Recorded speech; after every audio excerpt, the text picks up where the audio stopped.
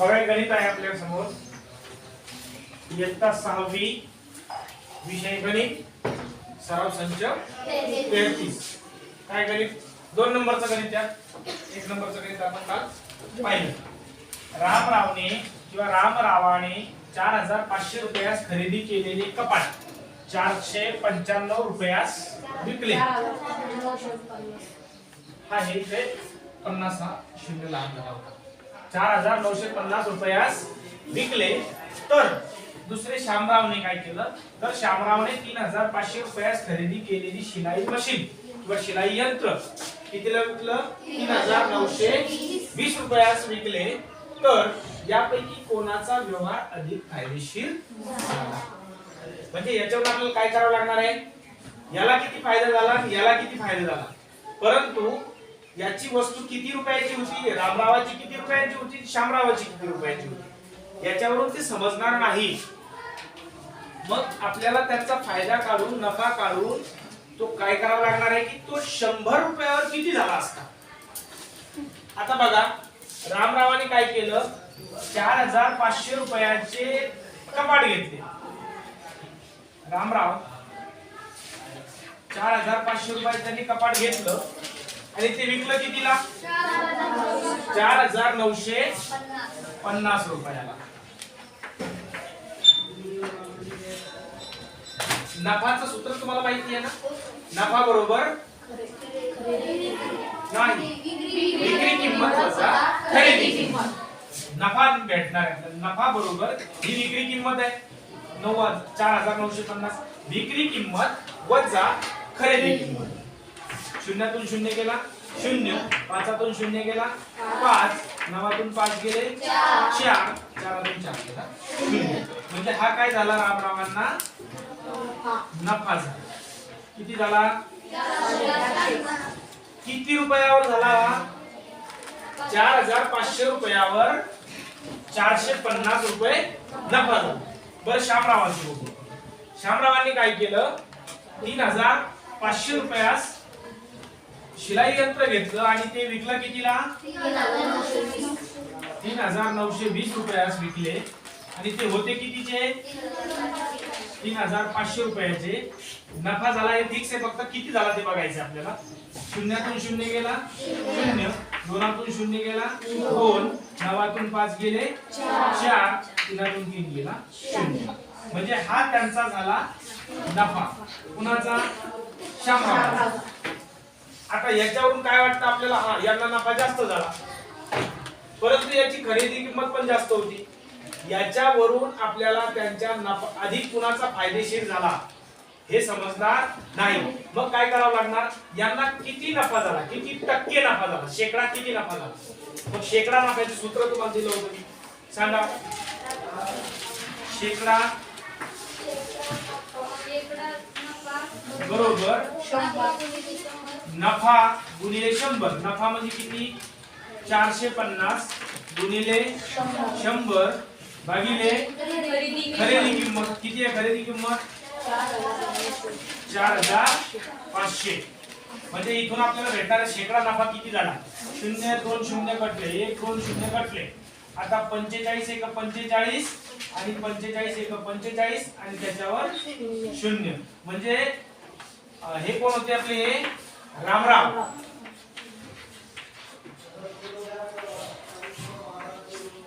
रामरावाला शेकडा नफा झाला किती टक्के 10%. रामरावांना शेकडा नफा झाला 10%. आता यांचा शेकडा नफा काढा.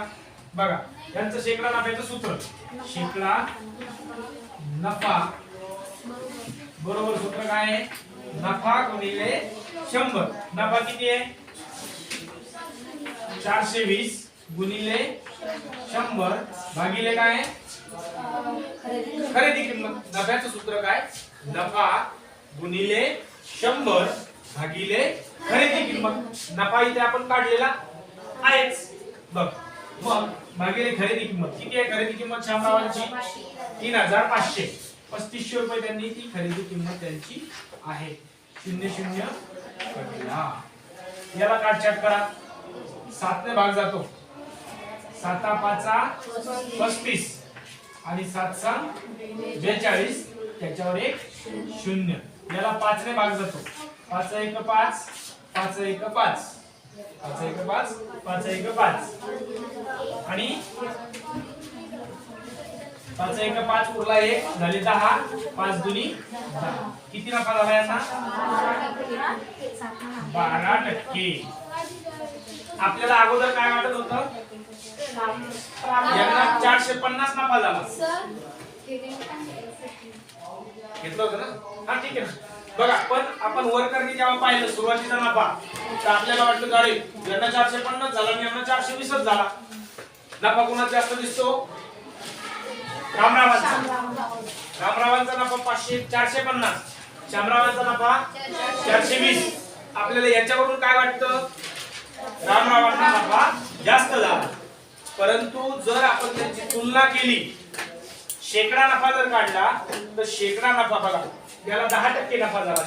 रामरावला 10% नफा झाला तर शामरावांना 12% नफा झाला. मग कोणाचा व्यवहार अधिक फायदेशीर झाला? शामरावांचा.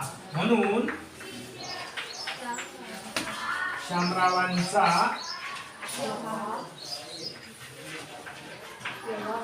व्यवहार अधिक फायदेशीर झाला. मोर एक्सपेन्सिव्ह. फायदेशीर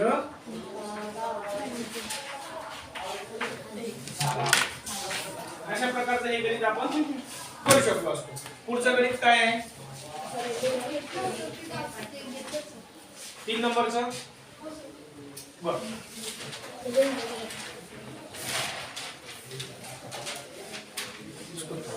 करून ठेवतो ना.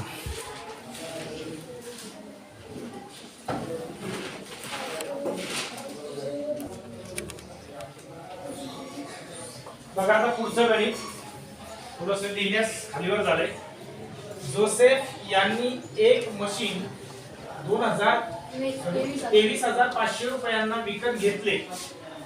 ते आणताना म्हणजे घरी आणताना त्यांचा वाहतूक खर्च झाला किती? 1200 रुपये म्हणजे 1200 रुपये झाला. शिवाय त्यांना 300 रुपये कर भरावा लागला आणि त्यांनी ते मशीन गिराईकास 24,250 रुपयांना विकले. तर जोसेफ यांना या व्यवहारामध्ये नफा झाला की तोटा झाला आणि किती टक्के झाला? बघा मी काय सांगितलं काल तुम्हाला की जी वस्तू आपण मार्केटमध्ये किंवा कुठेही विकत घेतली म्हणजे आपल्या खिशातले पैसे गेले. पहिली गोष्ट सुरुवात तिथून झाली पैसे झाल्या. त्याच्यानंतर तिला आपण घरी आणण्यासाठी घरी येईपर्यंत नवे ती वस्तू आपण दुसऱ्याला विकेपर्यंत जो काही खर्च झाला असेल तो सगळा म्हणजेच खरेदी. मग पहिली गोष्ट त्यांनी त्यांच्या खिशातले 23,500 रुपये देऊन ती विकत घेतली. त्याच्यानंतर 1200 रुपये घरी आणायला खर्च झाला तो पण त्याच्यातच गेला. त्यांना मध्ये रस्त्यामध्ये कर भरावा लागला. रोड टॅक्स असतो ना तो भरावा लागला आणि हे सगळं भरल्याच्या नंतर हे सगळं त्यांच्या खिशातले गेलेच. मग हे सगळं झालं आणि मग त्यांनी ती वस्तू 24,250 रुपयाचं विकली. आता मग ठरणार आहे की यांना नफा झाला की तोटा झाला. मग अगोदर आपण खरेदी किंमत काढू. खरेदी किंमत आपल्याला अगोदर ठरवायला लागणार आहे. खरेदी किंमत म्हणजे काय काय आहे? 23,500. त्याच्यानंतर 1200 रुपये वाहतूक खर्च. त्याच्यानंतर 300 रुपये कर. 0 0 5 5 10 0 चाला 1 3 2 5 आणि 2 2 म्हणजे त्यांना ती वस्तू घरी येईपर्यंत किती रुपयाला पडली? 25,000 म्हणजे ही झाली खरेदी किंमत. त्याच्यानंतर त्या वस्तूची त्यांनी काय केली? विक्री केली. मग त्याची विक्री किंमत आपल्याला माहितीच आहे. किती आहे विक्री किंमत? 24,250 रुपये. 24,250 रुपयाला ती वस्तू विकली. आता सरळ सरळ खरेदी किंमत जास्त आहे का विक्री किंमत जास्त आहे? खरेदी किंमत जास्त आहे. आणि विकल्याच्या नंतर त्यांच्या खिशात पैसे जास्त आले का कमी आले त्यांच्या किमतीपेक्षा कमी, म्हणजे नफा झाला का तोटा?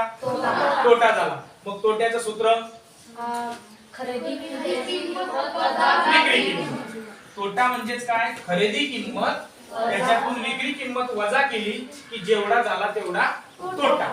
बघा 25,000 तिची खरेदी किंमत होती, 24,250 त्याची विक्री किंमत होती. इथल्या इथंच मांडणी करून घेऊ. खरेदी किमतीतून विक्री किंमत वजा करू. शून्यातून शून्य गेला शून्य, पाचातून शून्यातून 5 जात नाही म्हणून या पाचाकडून एक हातचा घेतला. इथे 4 राहणार आहे, इथे 9 होतील, इथे 10. 10तून 5 गेले 5, 9तून 2 गेले 7, 4तून 4 गेले 0, 2तून 2 गेला 0. म्हणजे त्यांना तोटा झालाय. किती तोटा झालाय? 750. बघा तोटा किती झालाय? 750 रुपये. एवढा त्यांना तोटा झाला. पहिली गोष्ट तोटा झाला हे समजलं, परंतु इथं उत्तर संपलं का? नाही. किती टक्के? नफा झाला की तोटा? तर पहिलं उत्तर असणार आहे तोटा. किती टक्के? किती टक्के तोटा झाला? त्यांनी बघा 25,000 रुपयाची वस्तू 24,250 रुपयाला विकली, तर मग त्यांना किती टक्के तोटा झाला?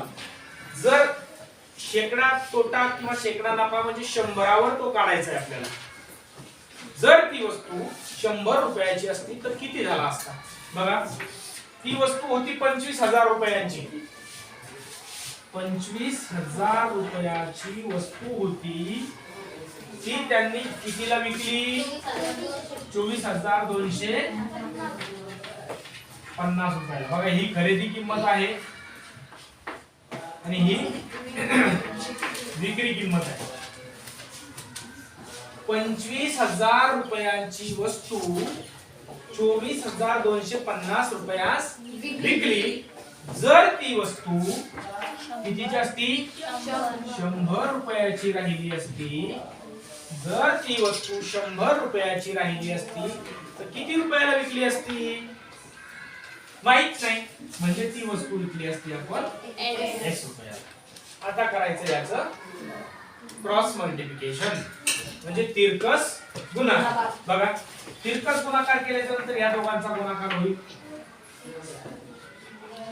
25,000 x गुणिले x म्हणजे x बरोबर या दोघांचा गुणाकार 24,250 गुणिले 100.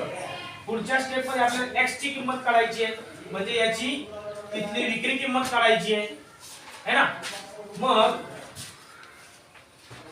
x बरोबर हे इकडचे गुणाकारात आहेत, पुढे जाऊन भागाकारात जातील. 24,250 गुणिले 100 भागिले 25,000. पाठशाक पद्धत करायची आहे. 1 2 3 0 1 2 3. खाली 3 शून्य आहे ना, वर 3 आहे का? 1 2 याच्यावर एक आहे 3. 3 शून्य कटले. आता राहिले खाली आपल्याला 25 आणि वर आहे 24 से 25. 25 ने याला भाग जातो. 25 ची कसोटी काय आहे? या संख्येचे एकसरी 25 50 75 डबल शून्य असले त्या संख्येला 25 ने निषेध आहे. म्हणजे या संख्येला 25 ने निश्चित भाग जाणार आहे. 25 ची कसोटी काय आहे की जर एखाद्या संख्येच्या एकक व दशक स्थानी 25 असेल आहे, जर 50 राहिले असते तरी भाग गेला असता, 75 राहिले असते तिथे तरी भाग गेला असता, किंवा इथे 2 शून्य जर आले असती तरी त्याला 25 ने डायरेक्ट भाग गेला. मग याला 25 ने भाग जातो म्हणून काय 25 एक 25 याला जातो का 25 ने 24 ला भाग जात नाही, मग तिघांना भाग द्यावा लागेल. 25 नवे 225. आता 225 242 मधून 225 जर गेले तर किती राहतात? त्याच्या पुढे मोजा. 225 च्या पुढे 242 पर्यंत बघा. 5 म्हणजे 230, 10 240 म्हणजे हे मध्ये 15 झाले आणि पुन्हा 2 15 आणि 2 17 उरले. 17 आणि त्याच्यावर 5 म्हणजे 175 झाले. 25 आता 175. म्हणजे याचा भाग दिल्याच्या नंतर x ची व्हॅल्यू 100 ची वस्तू किती रुपयाला विकली असती? 97 रुपयाला. 100 ची वस्तू 97 रुपयाला विकली, मग तोटा किती झाला? नाही, 97%. 97% ती खरेदी किंमत म्हणजे ती तेवढ्या वस्तू तेवढ्यात विकल्या गेली, पण तोटा किती झाला? वरचा तोटा झाला. 100 ची 100 ला विकली असती तर ना नफा ना तोटा. 100 ची आणली आणि 100 लाच विकली, नफा झाला का? नाही. तोटा झाला का? नाही. पण 100 ची वस्तू कमी रुपयाला कमी किमतीला विकली तर तितका तोटा झाला. वरचा भरून काढणे म्हणजे तो तेवढा तोटा. किती तोटा झाला मग? 3%. जर ही वस्तू 103 रुपयाला विकली असती तर नफा किती झाला असता? 3%. शिल्लकचा नफा. शिल्लकचा नफा तेवढ्याच तेवढे शिल्लक उरलेला नफा. जर ती वस्तू 100 ची 103 रुपयाला विकली असती तर 3% नफा झाला असता, परंतु ती 97 रुपयाला विकली म्हणून 3% तोटा झाला. वरचा तोटा. म्हणून ही विक्री किंमत आहे. 100 ची वस्तू 97 ला विकली, मग तोटा किती झाला? वरचा तोटा झाला. तोटा बरोबर 3%. 3% तोटा झाला. ऍक्च्युली त्या किमतीवर तोटा झाला होता 750 रुपये, परंतु मग याला दोन पद्धतीने सोडवता येतं. 25,000 वर 750 रुपये तोटा झाला तर 100 रुपयावर किती तोटा झाला असंही काढता आलं असतं. त्याचं उत्तर 3च आलं असतं, परंतु आपण एकच पद्धत पुढे कंटिन्यू करू. या पद्धतीने पुढे जाऊ.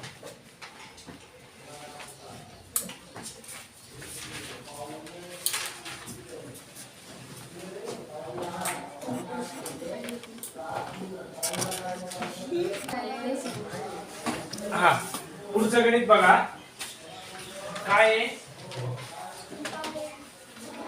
सरिताबेन यांनी 700 रुपयास एक याप्रमाणे 18 खुर्च्या खरेदी केल्या. आता खरेदी केल्या म्हणजे विकत घेतल्या. खरेदी केल्यावर त्या 18,900 रुपयास सर्व विकल्या.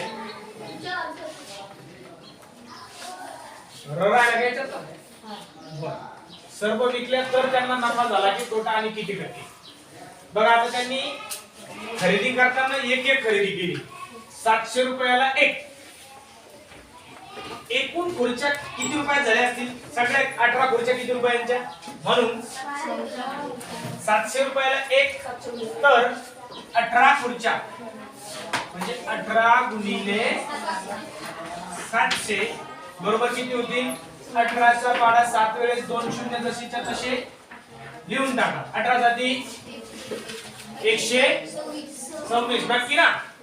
18 साती 126. त्या खुर्च्यांची खरेदी किंमत झाली 12,600 रुपये. ही झाली त्यांची खरेदी किंमत. बर, पुढे काय सांगितलं त्यांनी? त्या विकल्या, सगळ्या एकत्र विकल्या. चला ये लमसम तुम ले जाओ. कितने रुपए में? 18,900 रुपये. 18,900 रुपये ही कोणती किंमत आहे? विक्री किंमत. ठीक आहे, इथे देऊ आपण 18,900 रुपये त्याची विक्री किंमत आहे. नफा झाला का तोटा झाला? पाहता क्षणी काय वाटतंय? कारण ही खरेदी किंमत आहे. कमी किमतीला घेतल्या आणि जास्त किमतीला विकल्या म्हणजे नक्कीच शिल्लक पैसा खिशामध्ये चंगळ झालेली असणार आहे. बरोबर आहे? किती रुपये शिल्लक झाले? किती रुपये मग नफा काढायचा आपल्याला? नफा बरोबर विक्री किंमत वजा खरेदी किंमत. येणारा नफा आपल्याला भेटणार आहे. शून्यातून शून्य गेला 0 0 0 0. 9तून 6 गेले 3.